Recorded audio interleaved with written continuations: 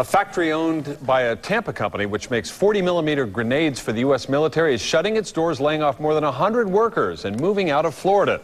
DSE Fusing was the subject of a recent I-Team investigation concerning problems on its production line. Chief Investigator Alan Cohn joins us now with more. Alan? Brendan, the Tampa-based company says its Fuse division, which has been the focus of a lot of attention by the Defense Department over concerns about quality control, is moving to a new state-of-the-art facility in South Carolina. The Orlando plant making fuses for 40-millimeter grenades manufactured by Tampa-based DSE Incorporated has been under intense scrutiny.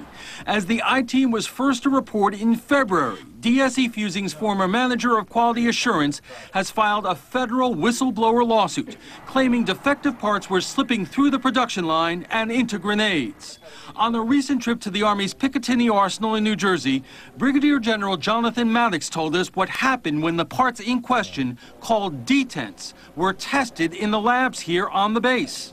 We took that information that Mr. King had and looked into that incident and found 158 out of 160 rounds that we tore apart and did some very minute examinations of. We found that 158 of 160 parts did not meet our specific drawings in our technical data package. Where are they today? Those lots have been quarantined. They have been given a code that means no one can use them, and they're going to be put into our B5A account, which means they'll be demilled, destroyed in the long term. The Army says it has invoked a contract warranty clause and is demanding DSE pay the government back an undetermined amount of money.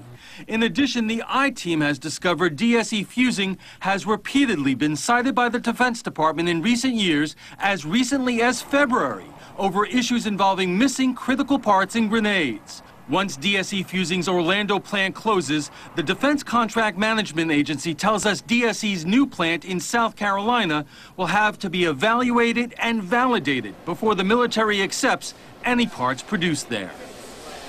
We asked the company whether the decision to close the Orlando plant has anything to do with these issues. A company spokesman would only say that the imminent expiration of our leases in Orlando, the slow economy, and military defense budget reductions all point to the difficult decision to restructure. There is, however, a congressional investigation underway by the House Oversight Committee into the issues raised by the whistleblower lawsuit and our investigation.